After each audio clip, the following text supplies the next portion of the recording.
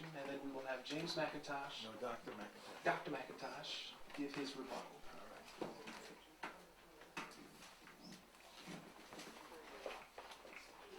Well, first of all, I certainly recognize John Brown and what he attempted to do at Harper's Ferry. Harper's Ferry, I've been to Harper's Ferry. It's a mountainous area. It's far removed from plantations. I don't think his plan was well planned. There was a train that came by that he stopped. There was a shootout. The baggage handler, who was African American, got killed. So it's ironic that John Brown, who wanted to free people, his attack ended up in the death of his brother. Now, I don't know why he let the train go on. A 15-year-old girl asked that question, why did he let the train go on? She was a recent person who was in the colored orphan asylum that at one time was 2 blocks from here, 143rd in Amsterdam. It was one of my books. And she even questioned, why did he let the train go through? Now, I don't believe that John Brown started the Civil War, or he's actually started the Civil War, because the Civil War started in the first week of April 1861, because Abraham Lincoln was elected president in November of 1860. Lincoln was a Republican. He was anti-slavery. He wasn't an abolitionist. And as Dr. McIntyre said, it certainly took the war eventually to destroy slavery. But to slaveholders, the fear was Republicans would try to stop slavery if they had the power, because Republicans were opposed to slavery being extended outside of its natural boundaries, and the fear was that perhaps they would dominate Congress and they would pass laws to abolish slavery. That's why they had the Civil War. John Brown certainly helped to go in that direction. But as I said, the war didn't start because it started in 1861, because Abraham Lincoln was not inaugurated until March, not January the 20th like today. It was March 4th or 5th that presidents were inaugurated back then. The war breaks out within a month. Now, I think, how do we determine greatness? I think we have to look at people in terms of their legacies, longevity. Some of you may know this story, but in 1863, at the dedication of cemetery at Gettysburg, a very well-known speaker, an orator, was invited. He spoke over 13,000 words for 2 hours. But who was remembered? Someone who said, the world will little note nor long remember what we say here today. He spoke 270 words in 2 minutes. The second person was Abraham Lincoln. The first person who was the great orator was Everett. Who knows him today? Harriet Tubman died in 1913. Since then, there's been all kinds of recognition of her contributions. Just cite a few. She's buried in Fort Hill Cemetery in Auburn. Her tombstone was erected by the Empire State Federation of Women in July of 1937. 1924. The Liberty ship SS Harriet Tubman was launched, first for an African woman. In 1974, her home in Auburn received National Historic Landmark status. In 1978, Harriet Tubman was the first image on the Black Heritage stamps. There's a school named for her in Harlem. There's a statue in Harlem. In 2005, a statue was erected in Aburi, Ghana. There's a street named for her in that city. And then she became installed as Queen Mother Harriet Ross Tubman Davis. Now that's somebody who's recognized a century after her death. And I mentioned earlier, in 2005, the House and Senate had a resolution to give her the difference between her nurse pension and what Congress was trying to give her in 1897. It's a difference of $5 a month that ended up amounting to $11,750 that was given to maintain her home in Auburn. President George Bush in 1990 declared March the 10th Harriet Tubman Day. In 2003, Governor George Pataki declared March 10th a state holiday. Now, I'm not sure what happened to that state holiday because it's not listed. It's not listed among the 12 that New Yorkers enjoy. I think just recently, a few weeks ago, Ruth Hassel Thompson, who's in the legislature in Albany, wants March 10th, starting in 2016, to be a holiday. So here's a person who's being recognized all these years after passing. Most people die, and then we kind of remember them for a short time, and then we forget about them. In most cases, people are honored maybe for 50 years if they're prominent, and then that generation that knew them, they pass on, and then the new generation kind of forget about them. And so here we are 100 years after her passing, and we still know of Harriet Tubman. Now, I do want to give honor to John Brown, because John Brown was part of that movement that led to the Civil War correctly. But I do believe if Abraham Lincoln or Republicans at that time, Republicans were an anti-slavery party. The fear was the election of a Republican is going to somehow destroy slavery.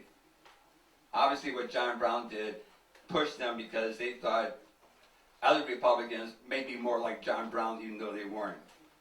As we all know, it's not until 1863 when we have the Emancipation Proclamation. Now, even before 1863, in July 1862, when Abe Lincoln was struggling to win the war, and he came to the conclusion, based on being pushed by abolitionists, he had to end the war by ending slavery, and he wrote a letter to Governor Andrew Johnson, who was a military governor in Tennessee, which had stopped the fighting, and he said, quote, "The bare sight of 50,000 armed and drilled black soldiers upon the banks of Mississippi would end the rebellion at once."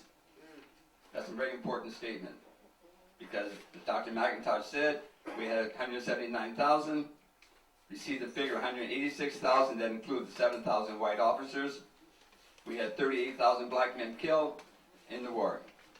They're the ones who helped, as Du Bois said later on in Black Reconstruction, we're the ones who saved the Union, as well as eradicated slavery. I want to add another little word to John Brown. He had 5 black men with him. We kind of overlooked that. And I'll give you the names. We had John Anthony Copeland, who was born free, and yet he chose to go with John Brown. He got captured and executed. But he wrote letters to his wife and to a friend. And basically what he said in his letter was, "I'm dying for a noble cause," because he believed that somehow they may be successful and have this huge rebellion throughout the land. Now, my only criticism of John Brown, one is Harper's Ferry is so isolated. And second, I think what John Brown did is what we all do who are activists. We believe so passionately in something that when we decide to do it, we expect the multitudes to follow. And they don't. In 1983, I wrote an essay, I think it was in Big Red newspaper, African Studies by 1984. Where are we? It's 2015, we still don't have African Studies, except in these kinds of venues. Dangerfield Newby. He was free from slavery, but he died at Harper's Ferry. And then we have Lewis Sheridan Leary. He was killed at Harper's Ferry. Now Haiti. See, in 1859, the Haitian government sent the word they wanted 50,000 Negroes and American Indians to come to Haiti to get land for free. Free passage, free land, and among the people who they invited the widow of Lewis Leary to come to Haiti. And then we have Shields Green, who was a fugitive slave. He got executed. Only one person escaped. That was Osborne Perry Anderson. He went to Canada, where he was safe. But what did he do? He came back and he joined the United States Army in 1864. So I just want to say to Dr. McIntosh, thanks for the debate. And I think these kinds of debates are useful. We had them before, over 100 years ago. We had debates all over the place, churches and lyceums and so forth, where we discussed the issues of the day. And what we have today and what we have in future weeks is education for all of us.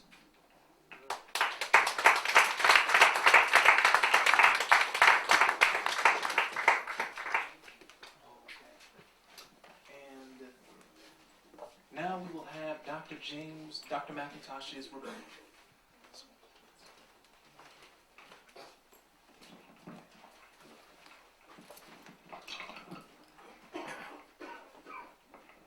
Okay, again, I have to thank my opponent for helping to make my case. You know that saying, the snake's gonna have everything that's in the frog's belly, right? Okay, so any award you give to Harriet Tubman, and any way that you say she is still remembered, you gotta give to John Brown. Because you just said that they made a historic site of her estate. What's at that estate? Harriet Tubman's crowning work was after the war, when she took care of elderly and infirm Africans, formerly enslaved Africans. She opened an infirmary. The name of that infirmary is the John Brown Infirmary. Not the Nelson David Infirmary after her husband, not the Frederick Douglass Infirmary, not the Martin Delany Infirmary, but the John Brown Infirmary. Her very last days, she still referred to John Brown as one of her dearest friends. So there's another African proverb, which is that if the crocodile says that the fish at the bottom of the lake has one eye, who can say no? So you ain't been down there, right? You can't say no. It's got to take somebody who was down there with that fish with the one eye.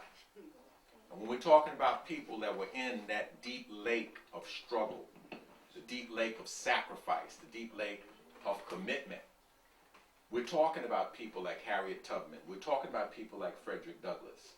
And if they say that John Brown is greater, then who am I to say he wasn't? Now, the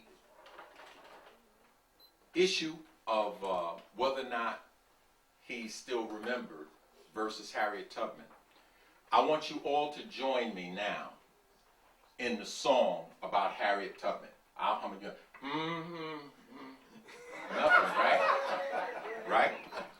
Now I want you to join me in the song that all the Union soldiers sang during the Civil War. This Civil War that had nothing to do with John Brown. It was the song John Brown's Body that you know as Glory, Glory, Hallelujah. So every Sunday in some church, they're going to be singing that song. So John Brown is immortalized. Now if you're waiting for the government to have remembrance of John Brown, you'll be waiting a long time. Because the oppressor never immortalizes certain types of opponents. People who take up arms against the government, they hate. Dedan Kimathi of the Mau Mau, the British threw him in an open pit.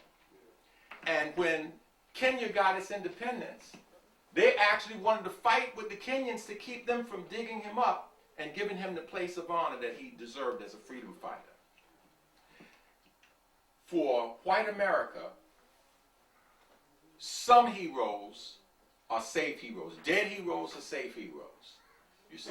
So Harriet Tubman, it's worth it for the PR value to black people to keep one eye closed and wink at the fact that Harriet Tubman was willing to pick up arms against the United States. That little passage you saw in F.B. Sanborn's letter, in which he said that, you know, she got recruits for him, she got money for him, and she was going to do other things. It says ... That ... is that she was supposed to be at Harper's Ferry. Harriet Tubman was not about Harper's Ferry, nor was she about Delaware or Canada. She was about freedom for our people. So if she could get it by taking you to Canada, she'd take you to Canada. If she could get it by taking you to Kansas, she'd take you to Kansas. Freedom was what she wanted. If she could get it by picking up arms against the United States, she'd pick up arms against the United States. When it came to the point of where the United States was moving in a path that was going to lead to freedom for our people, then she picked up arms for the United States. She had no permanent friends and no permanent enemies. The only permanent friend she had was our own people. Harriet Tubman was good. She's the best person. I concede that. But John Brown was greater. Everyone, you can take any American history book right now. You go get 50 American history books. The better ones will have John Brown's name and Harriet Tubman's name. The ones that aren't as good, they're only going to have one of those names. And that name is John Brown. Thank you.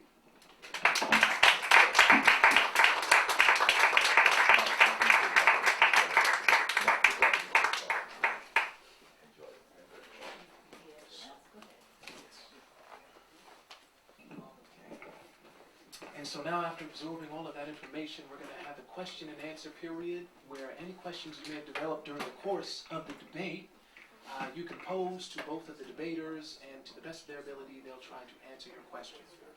So you can line up if you'd like, or if there are a few questions, you can raise your hands and call. So, yeah, so just to come to the front, if anyone has a question. Okay, and our first question. I heard you one time say, Dr. McIntosh, that there was only two occasions that you disagreed with Dr. Clarke. Uh-oh, I feel this coming. This is going to hurt. Go ahead, John. Hurt. Your argument was quite compelling, well researched, but my soul just can't sit with John Brown against Harriet Tubman. However, the question that I want to ask both of you is about, and I think I know the answer. It's about the mental health of both of them. Both of them are reportedly mentally ill, but I think that's just a trick that the slave master. Since I'm a psychiatrist, I'll let the historian go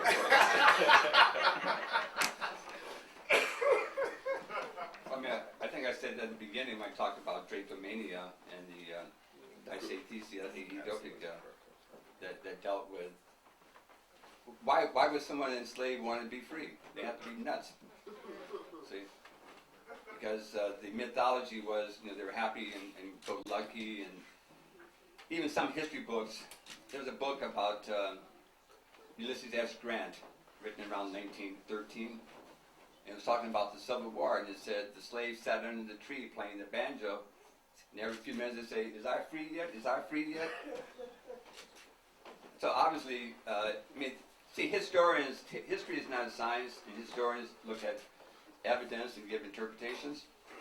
And there are a lot of racist historians, particularly in the say the years before the 1960s, talking about slavery and Reconstruction. So if John Brown's a madman, then you can explain why he tried to attack Harper's Ferry. And as opposed to somebody who believed in freedom for everybody.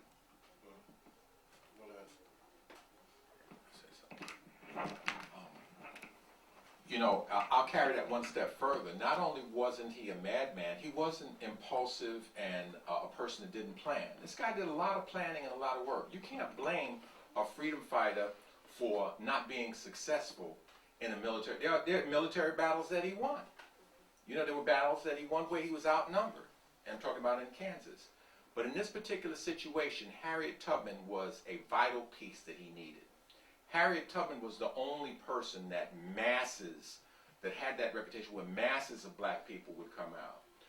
She said she was sick, that's why she wasn't there. Others said that Frederick Douglass talked to her, but if she had been there, he would have gotten a better response. But the fact of the matter is, he didn't select Harper's Ferry because it was a nice town or because it was very populated or because he selected it because it was the site of the federal arsenal. He was there to get weapons to continue, and he had a whole guerrilla plan of action. Castro wasn't successful at Moncada. The first time he got jailed. If you were evaluating Castro by Moncada, you would say, well, he didn't know what he was doing. But ultimately, he did know what he was doing because he took a group of men up into the hills, and ultimately they were able to liberate their country. War is also not, is not an exact science. You got to have a little bit of luck. You got to have the right weather. You got to have those types of things.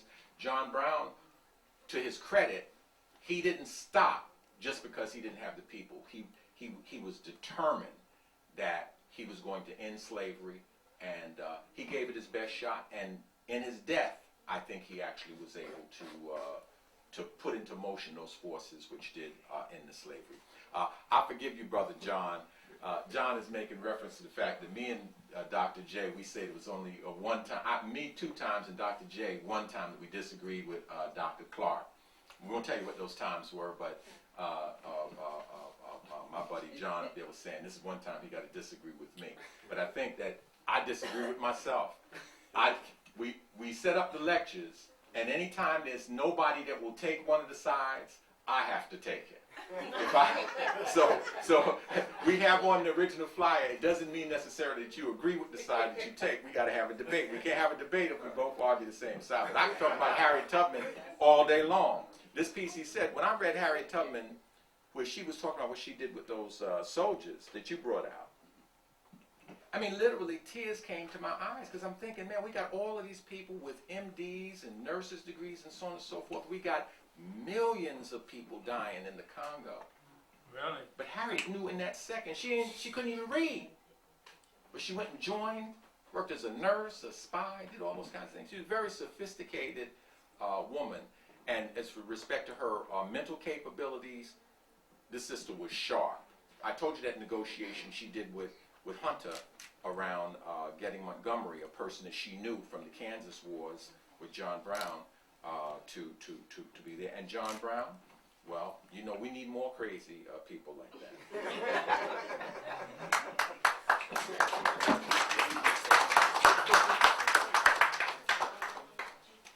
No other questions? We answered everything. One other question. Well, both of you, I'm glad I don't have to decide which was stronger because both of you are excellent. But on the issue of the cause of the Civil War, I understood the economic factors at the time. The South that was powerful economically because of cotton, and secession was the reason that the war, that was the main reason that the South wanted to secede from the Union, and that's what Lincoln was more interested in, not ending slavery. In fact, I understand Lincoln wanted to send African people back to Africa. To Haiti. Ile-de-Vache. Okay, so that was my reaction. I don't look at Lincoln necessarily as a hero. One other question, John. Yeah, I'll just answer that quickly. A bullet in the back of your head makes you a martyr. And Abraham Lincoln was assassinated right after, at the end of the Civil War.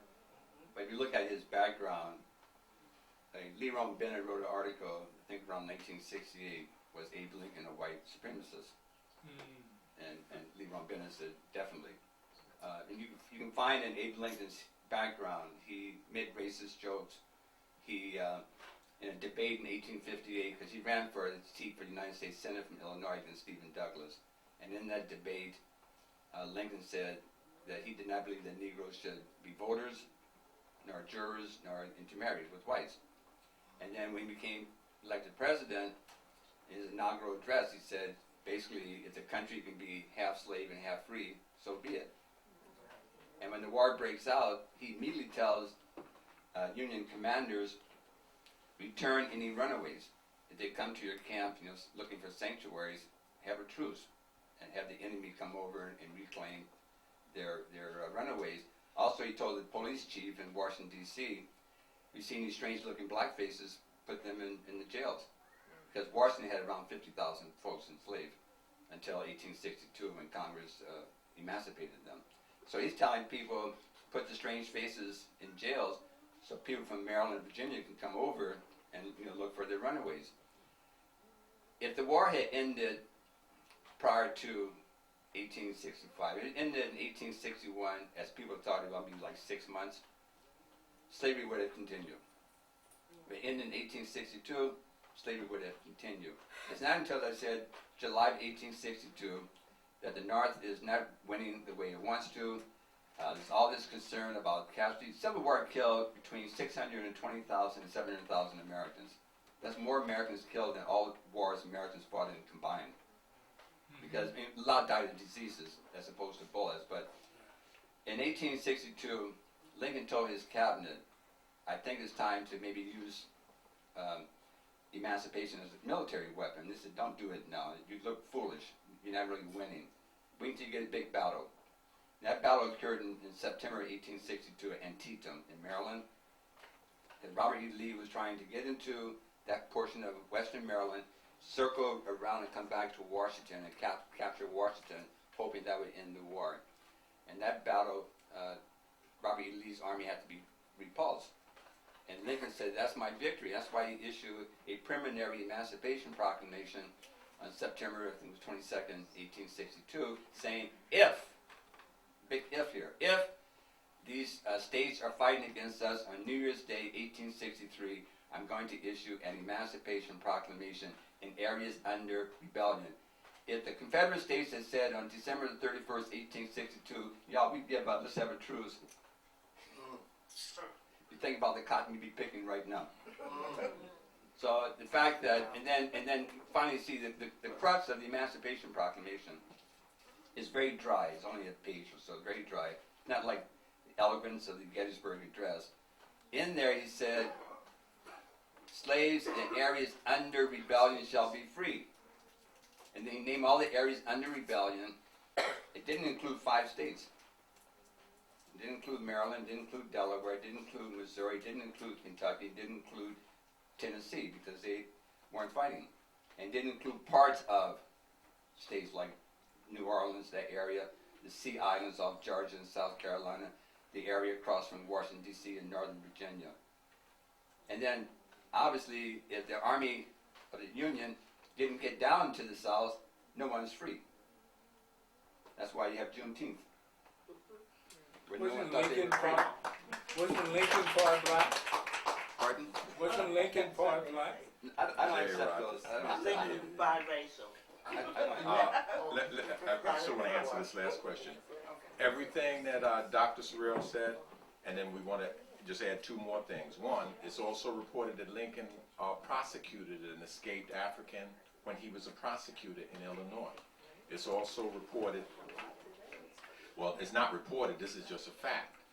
In May of 1862, General George Hunter passed a proclamation freeing all of the Africans in Georgia, Florida, and South Carolina. You know who rescinded that order? Abraham Lincoln. So he put Africans, how many of y'all got relatives in South Carolina? Let me hear by some applause. How many people got relatives in Georgia? Let me hear by some applause. How many got them in Florida? So Abraham Lincoln, who you see as the great emancipator, actually put your people back into freedom for 7 months, from May until January the 1st of 1863, when he released that proclamation. Is that correct?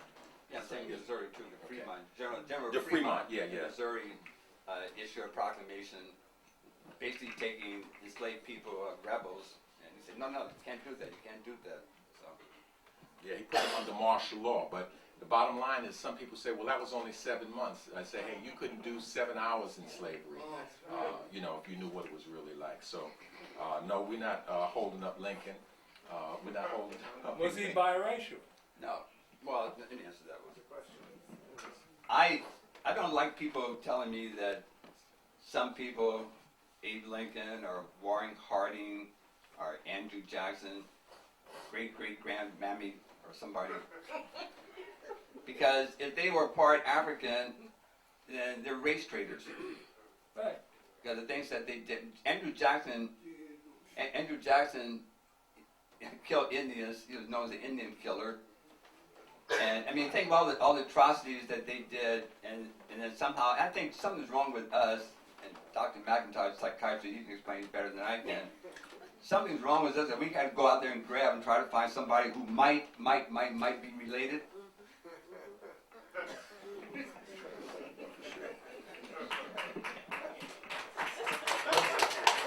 What's the answer? You're the psychiatrist. Well, I think that what the brother may be alluding to, though, is Jay Rogers, I think, wrote a book. It's called Our Five Black Presidents or something. And they do that kind of stuff where they do that. But I agree with you. You know, if it looks like a duck, it walks like a duck, and it quacks, it's a white racist. You know what I'm saying? Well, biracial Yeah, I mean, people can. I don't claim Alexander Hamilton, you know, because it didn't do us any good. I mean, his people came from Nevis, and he had some so-called black. That whole concept is the reason why you can't make the determination who's black and white is because you don't have power. See, white people, when they have power, they said at one point in the Spanish colonies, they say the child of a Spaniard is a Spaniard. Then when that money got to being good, and they wanted to sell their own kids, they said, well then if you had this amount, and then they got to a point where that money got really good, they said 1 drop of black blood, and you were black. You know, it all depended upon the economics of the situation. You know, when they were outnumbered, they say that a child of a Spaniard is a Spaniard because they're looking to increase their numbers. But as I said before, when that money got good, they're willing to sell their own child. Yeah. Just like who's white, who was white were people who were considered called Anglo-Saxons, like the British and the Germans. Italians were not white. Irish were not white. Slavic people were not white until they needed to be. And then they increased. And keep in mind, during the apartheid in South Africa, Japanese visitors to South Africa were honorary whites. And you look in the encyclopedia, and you have race classifications. You have Caucasians that include people from India. Now I've been to India, and some of those folks are much darker than I ever saw in America. And see, the thing is, if you say Egyptians, the pharaohs and so forth, see, all the people who had great civilizations that are in museums and on Earth, all of a sudden they became Caucasians. I mean, you think about that. Now, if you go to Egypt, and some of you probably been to Egypt, the colors you see here are the colors you're going to see in Egypt. I spent 2 years in Ethiopia 50 years ago as a Peace Corps volunteer. And the colors there are the colors I see here. So you can't all of a sudden make people white. You need to do it politically because it resonates for power, but it's obviously a distortion. Did Lincoln have any black blood in him? That's what the question was. Is there somebody on the planet who doesn't have any black blood? No, not today. Okay, so it's depending on how far back you want to go. Maybe Lincoln. I think something. I just remember now. Lucy. She was related to Abraham. Dr. J. The Leakeys found in the Old Divide Gorge that the skeletal remains of. Everybody knows what I'm talking about? No, Okay. Original. Well, okay. Zinjanthropus boise, bones from Zinjanthropus boise from 1.8 million years ago.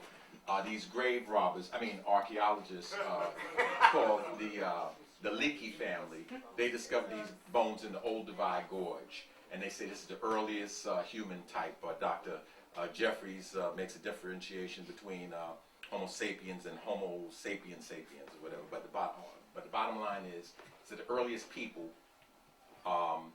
they found the bones they found, they named it as they do. They name everything. Okay?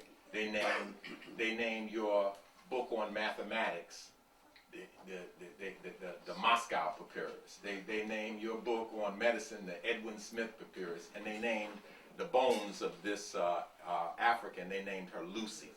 So Lucy is going. When I say Lucy, we're going all the way back. Maybe Abraham Lincoln, goes, got some of that. Everybody's got some of that blood in them because that's the earliest people. Well, let's, brother, let's recognize too, Brother Lading Kaliba, another person you can call poet laureate. Come on, over to the line here. Just right behind when after the people who are up here go, then I'll pull it. Okay. Yes. One quick question. What was the planning at Harper's Ferry, and how did it evolve? Some say it went wrong, but I mean, what was the plan and what happened? Well, you know, the thing he said about the train is true. You know, that person on the train that John Brown shot, why let that train go after you, shot somebody on the train? They were able to get word out. Robert E. Lee came with some Marines. If they could have got in there, got out, that would have been, and go and arm other black people. He thought that if they armed black people, blacks would rise up in rebellion, in an insurrection, because, why would somebody stay in slavery if they had a gun? That's a new point, because I've always heard that they were waiting for slaves to come to the garrison, as opposed to gathering the weapons and then going out in the street. There were a lot of people that were supposed to be there that weren't there. It was planning. He had gone all to Canada and enlisted everybody. That's why we don't know. You couldn't very well tell everybody that's supposed to be there. Part of his plans got messed up because there was a dude, the guy who was with Garibaldi. There was a guy who had been a soldier from Garibaldi that was that John Brown wanted to be his, the person to teach tactics. And at a certain point, he got into a dispute with John Brown, and he began to threaten that he was going to tell people what John was going to do. So to throw them off, instead of going right from Canada to Virginia, John Brown had to make a detour and go to Kansas to kind of throw people off. But the people, the so-called Secret Six, they didn't want this thing to be delayed. That's the people that were financing him, because if this guy exposes that whole thing, you see the position you're in. If you financed a war against the United States here, so he had to make some moves to delay things. That might have caused some of the confusion as to why some of the people who were supposed to be there. He wanted to have a much larger force to attack Harper's Ferry, but the attack part didn't go so bad. They didn't really encounter that much resistance, so they held it, but they couldn't hold it if you had trained soldiers come to take it back.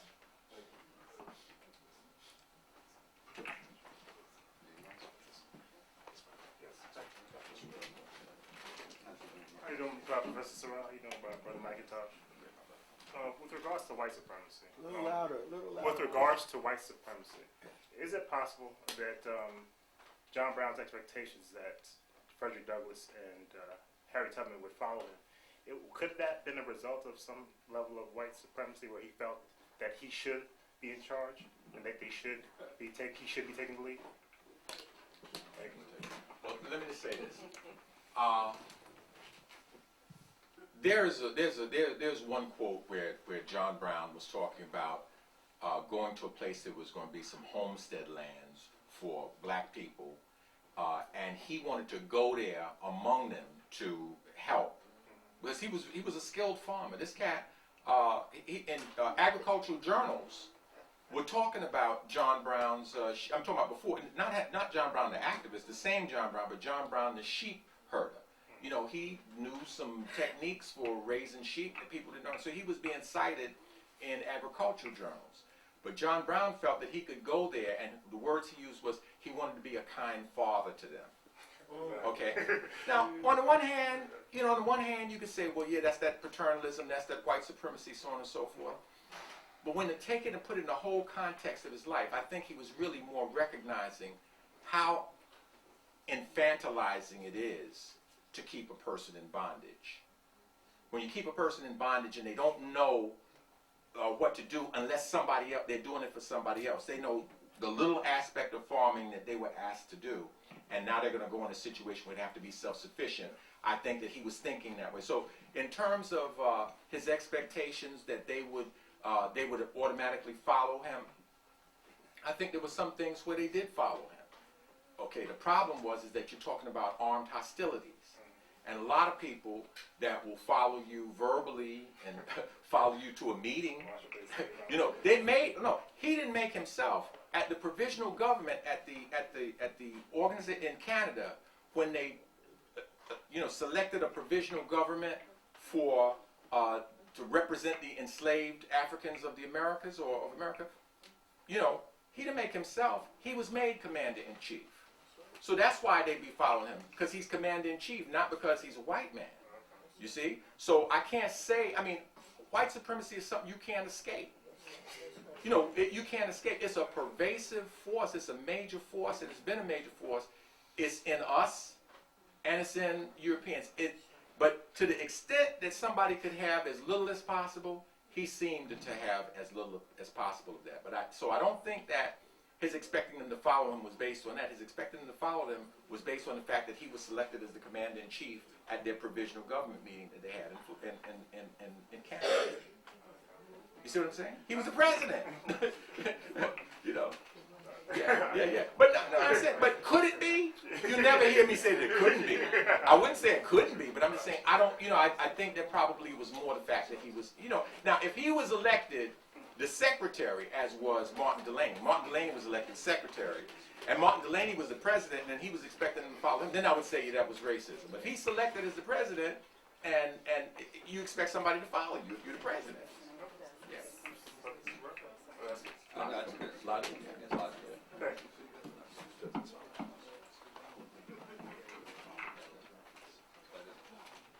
Brother D, Any more questions? I think Brother D has a question. Too short. Let the sister go first. Okay. You step up, please. Well, Brother Lading was before that. I mean, if you I'm trying to deal with the people who are in line. Okay. Anybody's not in line now. We can get the people from the front. Brother Lading. Yeah, no, my question was that the Aborigines gave John Brown the name told me, one, what did that mean, if anyone knows? And two, why wasn't the Aborigines more involved in that struggle for liberation of Africans? I mean, since they was in as bad a shape as we was, almost. I don't know. I don't know the meaning of that word. I mean, the name place, but that's a name that Bishop Benjamin Tucker Tanner used for his son Henry's middle name, Osawa. I think it's Native American. Native American. Yeah, but I don't know. I don't know the meaning. But I mean, you see, the Native Americans, you have two sides because they enslaved us too. Some did, but also some were provided sanctuaries, like down in Florida. See, some of the biggest wars the United States fought were against Native Americans in Florida. That's where Andrew Jackson got his reputation for coming down to wipe them out, because Florida was used. See, Florida wasn't part of the United States until about 1819. That was Spanish territory. And so enslaved people from Georgia could run down into Florida and then become, in some cases, became very important figures within those groups. I have no other answer for that. I don't have any other answer for that, Brother Lading. Yes, Brother D. Brother D, the sister here. No, I'm sorry, Dr. J. What I'm saying is the people that are in line, they got to go. She came and she asked before Brother D, and he told her. Okay. Excuse me. I stand corrected. Excuse me. My question is about 43 years old. It could wait. There's nothing to do about it. It could wait. Elder says that you're next, sister, so please let us have your question. My mistake. So good afternoon, everyone. From my accent, you could tell I'm Caribbean. Uh-oh. So I'm wondering, I know that it's important to have history, and to me, like, history should be as important as it helps today. And I know that there must be custodians who is keeping custody of all of this work that we have, and all of this knowledge, and all of this greatness that we heirs to, who's keeping that. But I've been wondering, since I used to march with Al Sharpton and the others, why would we be marching from Bedford-Stuyvesant to other parts of Brooklyn, where there were projects there, and when we go to those other parts of Brooklyn, the projects look like townhouses. And I've been wondering for the past 40-something years, what is the direction of our march? So we have all of these children, my children grew up here, my grandchildren are born here. What is being done collectively for them? That they don't even know. Black History Month seems to have faded from my experience now. They don't know what we know, so somebody must be keeping this. But what is being done, and this is almost 44 years I'm asking the question, what is being done to bring these generations that I met here, that grew up when I came here, people with my skin color, worried about my accent and my things, so I don't own my age, my race, my parents, and where I was born. What is being done for this group of children that grew up when I came here, to bring them in and to change not just the conversation and the narrative, but the entire situation? That's all I want to ask. So it's not to be answered here. I just wanted to say it. Well, like you say, it can't be answered yet, but I think historically, we tried to answer those. But where are the answers? Well, I'm saying historically, we tried to do that. My concern is this. We are in America, and the American ideology is meism. And so consequently, we don't achieve. It's just like, when I leave here, if I go to the bodega, I'm going to say hi to Ali or Muhammad from Yemen. And even though we were told by Booker T. Washington, make others depend upon us the way we depend upon them economically, and we're told by Marcus Garvey, told by Elijah Muhammad. But see, we get caught up in another ideology. So in terms of education, unlike other people who say their children are going to go somewhere on a Saturday afternoon and either learn a language, Hebrew or Chinese or Japanese or Korean, or learn something else. Across from my house, I live a few blocks from here, across my house is a Muslim center, fellows from Senegal. Yesterday, I would see children from very young age, like 6, 7, up to teenagers, different times going into the building. They're going for education because they understand that what they want them to know is not going to be offered publicly in the schools. So they provide it on their own terms, their own time. While I was waiting, I ended up with a Polish daughter-in-law, a Jewish son-in-law, and a Mexican granddaughter-in-law. So I guess I've been waiting so long, I don't know what's happening. And they need to be educated also, so I don't know what to do. So I was just on the side. Any more questions? Brother D. Hey, could you step out in front, please? Yeah, Last week when this topic was being announced, I heard Brother McIntosh make some comment to the effect of taking this particular side, not because you would choose this side. You said something that sounded like you think I would pick that side if it wasn't the case that somebody was needed to do that topic. Since last week, and you got into, and that was on point. If indeed it was the less popular topic to pick. Having done that, what has that meant for you personally?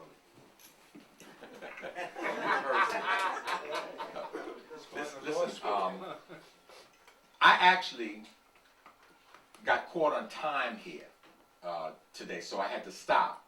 I timed it and tried to do it within 20 minutes, and I had to stop because if I'd have taken it all the way to the end, I think it would have had, a different type of impact. But what happened is like, my major when I started school was math. And in math, what happens is like when you're doing a proof, you get presented with the answer first, and then you got to prove it from there. So the same thing is true in a debate. Whatever side you get, you got to start with what your side is supposed to be as if it were the truth. And then you got to find the reasons to make it true. The key thing that was that allowed me to even on a moral level be able to do it was that I looked and I said, man, I was saying, why couldn't I get Harriet Tubman? I don't want to argue this. But then I looked and I said, wait a minute. They didn't say good. They said great. All right, now if you say great, now I got some wiggle room to make an argument. And so, this is going to be a very shallow answer, but it was like a lot of fun, actually, to put this stuff together. It was a lot of fun to get the arguments together. I don't think that I really changed. It's not like the fundamentals I already knew. I already knew his importance historically. I already knew what Harriet meant to me. Believe me, if you think that I gave you some arguments for John Brown, if I took the Harriet Tubman side, just like Dr. J. Dr. J did the same thing for us.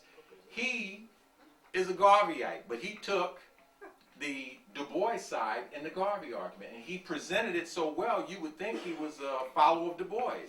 But then he said, he laid the challenge out. He said, now, what you really ought to do one day, he says, let's switch the sides.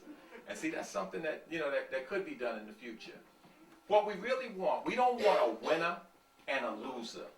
We want a winner, we want all winners and learners, a winner and a learner. You see? So, if you learn some black history, I learned some black history listening to Professor Sorrell. And hopefully he learned something either from the questioners or from me or whatever, you know, so it's a learning experience, and it applies to today. When you start looking and seeing, wow, those are the problems he encountered when he really got down with some armed struggle. When he got down with armed struggle, a lot of problems arose that are the same problems that people involved in armed struggle encounter today. And some of the solutions that he chose for certain things, I mean, I think the thing he did down there when Lawrence was sacked that was a hell of a lesson that he did. It was the one where I told you he had the people hacked with broadswords.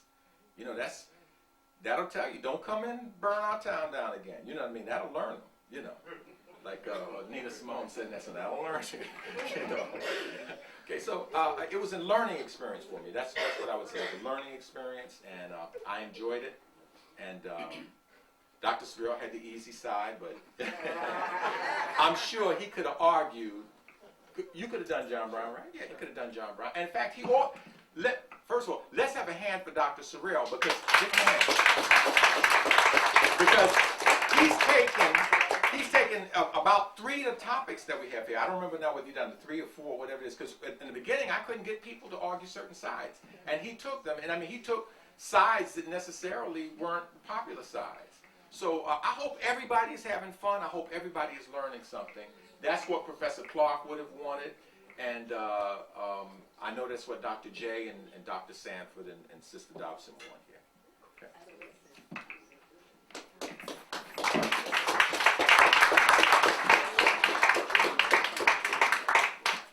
And so I'd like everyone to give yourselves a hand of applause, because collectively we have had the chance to raise $1,163.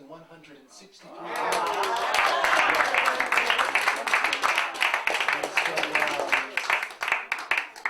you have our sincere appreciation and thanks for everything we've raised today. You can definitely expect more food. You can definitely expect more electricity and more events moving forward. And so I'd like to call up Brother Donnie Whitehead for our unification and dismissal. And after him, we'll have some words from Dr. Leonard Jeffries. So,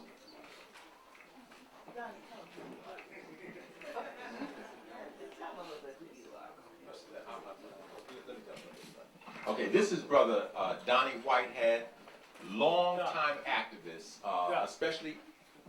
Excuse me. Okay, we're doing a film production here, so I got to get this right position. Okay, long-time activist, especially in Queens. A lot of you who were in UAM a long time ago, you remember Donnie and his wife Joanne as being, they're educators. They also do things, like to train youngsters. I know that when we had the Sons of Semotap, we had program at Semotap 3 summers. We had Sons of Semotap 2 summers. We had an internship another. Donnie come in, taught the young people about Medu Netra or Egyptian hieroglyphs and mathematics. Personally, on a personal level, and I mean, it's not just a thing they do on a large scale. Some of the small things they do. My son got, I won't say what happened, but they wanted to try to put him in a class to like go to Hunter Elementary School. He was too young for that. I didn't want that. But then when he got to be in the 8th grade and he's ready to go to high school, I wanted him to go to one of the specialized high schools, the one that I went to. And so the same school that offered a course that we refused to put him in when he was young, they held it against us when he got to that age, and they wouldn't let him in the course. I mean, they just flat out just said no. I went to Donnie and his wife, and they gave him a course in the summer. The school that had their favorites that they wanted to get in, none of them got in. My son got in. So on this a personal level, Donnie is just a very good brother. He established the headquarters for Obama when, you know, Obama first was ready to run. As a result of things that occurred, he was one of the people who declined to debate on Obama's side. but he established it. But I'm saying that's just the kind of person. I might not have done a good job of explaining it, but Donnie is a very good brother and an organizer in Queens. That's the basic.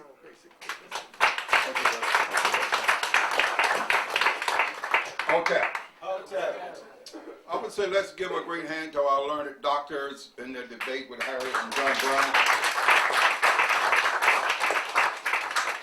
And I would like to recognize some of my young people from Queens who drove all the way over. I said, we're going to the Clarke house. They said, yes, where's that? I said, in the hall. And I said, see you there. And I see Tamitra in the back there. All right. Great sister. I see Brother Oscar and Karen. Sister Ruthie and Brother Ron. It's good to have young people who understand we must read the books and study the history. I remember our first debate here with Dr. J was debating about Marcus Garvey and Du Bois. And I remember I was reflecting on Du Bois. He said that in human beings will always progress and develop wider and greater futures. But he said you shouldn't get discouraged because the time is slow. That is the change, great change is slow because time is long. Great change is slow because time is long. And I don't think anyone here would debate the fact that when you're talking about unification, you have to look at the similarities in these great personalities. What is similar about them? They have great obligations to public service. They both, all of our great ones had extreme dedication to public service. Some of us call it fiduciary responsibility to community. You have, John Brown wanted to end slavery. No one can deny that. Harriet Tubman wanted to move away from slavery. No one can deny that. Do you know what it means to sit on the back of the bus in humility? And Dr. King said, no, we're not going to sit. I'm a young kid in the South. And I was great nurturing black teachers. But they wanted me to go to the back. They told me that King was not right. I said, look, I feel better walking than riding on the back. So whether he's right or wrong, I'm down with that. But the thing they have in common with John Brown, who deceased us somewhere around 1859, I think it was December 2nd, he looked up and they say before he was executed, he said, this is a beautiful land, looking over the Blue Ridge Mountains. And Dr. King said he was allowed to go to the mountaintop and look over. And on, I think it was August 27, 1963, when Dr. Du Bois passed, they said a mighty tree had fell and shook Africa. So we studied the great ones. But we don't want to overlook all of our people. Look at John Brown, the brother. Look at Shield Green. When Fred Douglass and Shield Green were having this discussion about whether or not they're going to move with John Brown, Fred Douglass said, let's move on. Shield Green said, I think I'm going to go with the old man, with W-I-D-D-E, with the old man. He understood he must, someone have to sacrifice in these struggles. And then he had time to escape during these, when they captured John Brown. And people said, come on, let's get out of here, we can escape. And he said, no, I think I'm gonna go down with D-I-D, W-I-D-D-E, with the old man. You make personal sacrifices. And anyone know my wife and myself, we never stood on the sideline of movement. Whether we were down south with King or in New York with Malcolm, we always participated. That's the bottom line.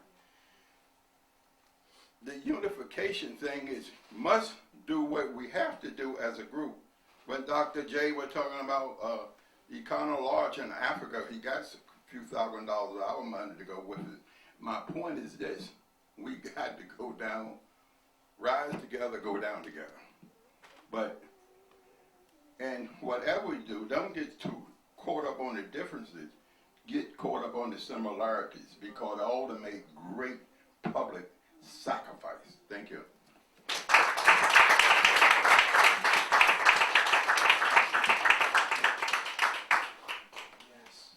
And now we will have the Honorable Dr. Leonard Jeffries share with us some closing remarks. And so we'd like to give him a warm hand as he comes to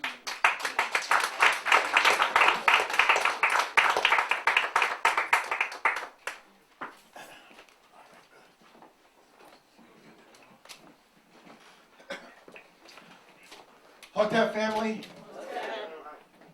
it's always a great pleasure to come together for serious, meaningful business. And so we've had that today. And so we want to be able to go away from here and get others involved in what we're doing. Dr. Mack is a genius in planning these things. This didn't happen by happenstance. He thinks about what he wants things to occur, and then he involves us. And so I want to thank him. Let's give him a round of applause. Because I've spent my life dealing with Marcus Garvey, Booker T. Washington, and W.E.B. Du Bois. But once this debate process was set up, I got so excited. I've been reading everything I ever read and reviewing it, and analyzing it, and that's what we want you to do. Don't stop where you are. You have to move into a larger realm. You have to expand your understanding. For example, you can master the knowledge of individuals, as we did. The Harriet Tubmans, the John Browns. But in order to appreciate their significance, you have to have what I call a systems analysis. And in the systems analysis, you got to look at the economic aspects of the circumstance, the political aspects, and the cultural. And so, as you put the facts and whatnot together, don't dwell on a single or a group of facts, because you might get what I call a paralysis of analysis. Look at the things in the various layers and dimensions and whatnot. So that's what Dr. Clarke House is for. This house was not created to be a beautiful spot for you to come and feel your Africanness. The people who put it together, educators and activists and leaders, and they really wanted to be an intellectual inspiration. So we hope that you go away from here and look up John Brown. And then, but make sure when you do, you understand what John Brown you're talking about. Because John Brown in the Civil War is the one that wanted to have the revolt in slavery to destroy slavery. But there was a John Brown in the Revolutionary War. And he was part of the Brown brothers out of Providence, Rhode Island. And those Brown brothers enjoyed slavery and made so much money that they didn't want to give it up. And finally, the good Lord put something on their hearts, and they decided to give up slavery, the Brown brothers. All of them except one, John Brown. John Brown said, this stuff is too good, I ain't giving it up. And so he continued to enslave African peoples. But the other brothers put their slave money together and established what? Brown University. So we have to see the slavery in Brown and Harvard and NYU and Columbia and all the rest of it. So we need to look at things in a larger dimension. So that's why we're having these activities, to open your mind. Now, I was in my private space with 35 books around me, and I ran into another John Brown. I said, oh my goodness, this is John Brown who was black. And who was this John Brown? This was a John Brown who Thomas Jefferson's cousin Richard actually freed. And he was freed at the end of the Revolutionary War with others. In other words, Thomas Jefferson had a cousin, Richard Randolph, who was inspired by the French Revolution, and he called himself Citizen Randolph. And he was not going to allow his father to pass African enslaved peoples on to him. And he said, I accept my father's will, but I will free these Africans. He wrote the greatest statement I've ever heard anybody write in his will. And so I'm just, all my days, the last 50, 60 years I've been studying, and I'm still studying.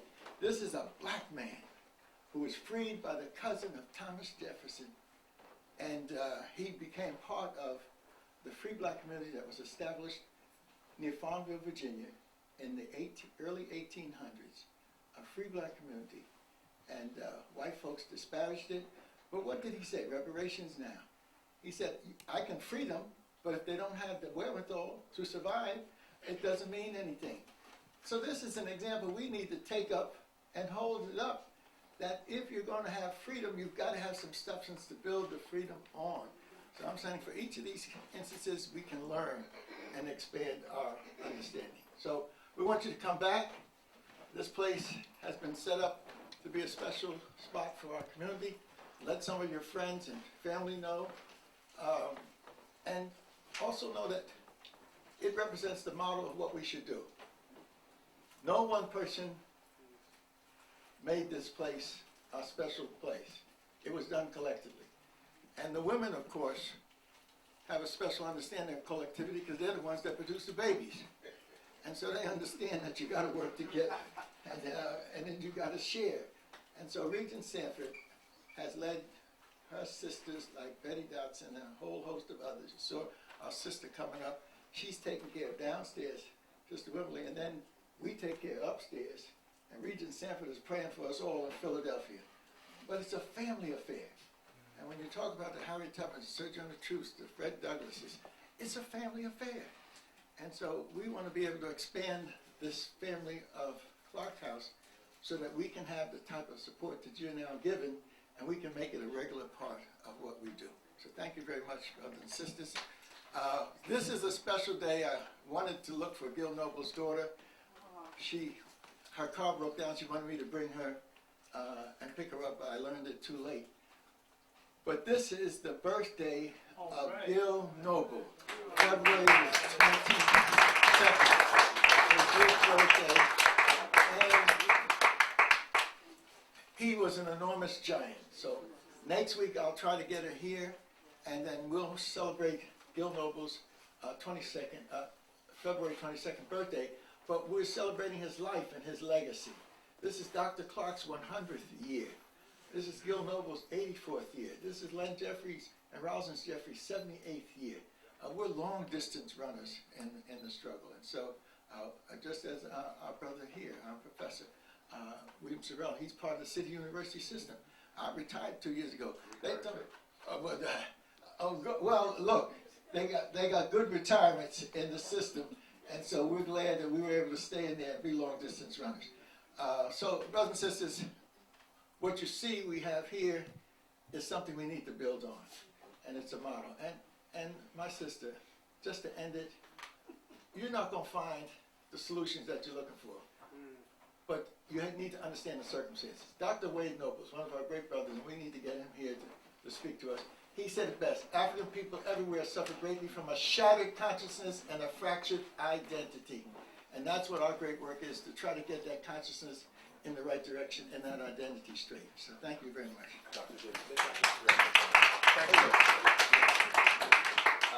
Just one quick announcement.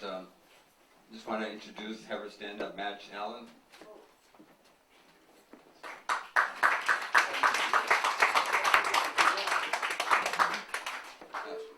Madge is a Harlem resident. as mentioned earlier, the Association for the Study of African American Life and History started back in 1915 by Dr. Carter G. Woodson to acknowledge to the world that we had a history and we had a culture and we are people who need to be studied. And for many, many years, there was a branch in Manhattan, and one time there were branches in New Jersey, Brooklyn, Queens, Westchester, and Harlem. And typically over the years, people die off and then it kind of decline. There's a branch in the Bronx. There's branches throughout the United States, and every year they have a conference somewhere in the United States in October. And so MADGE is trying to revive the branch here in Manhattan. We meet the first Saturdays at the Hamilton Grange Library on 145th Street at 1 o'clock.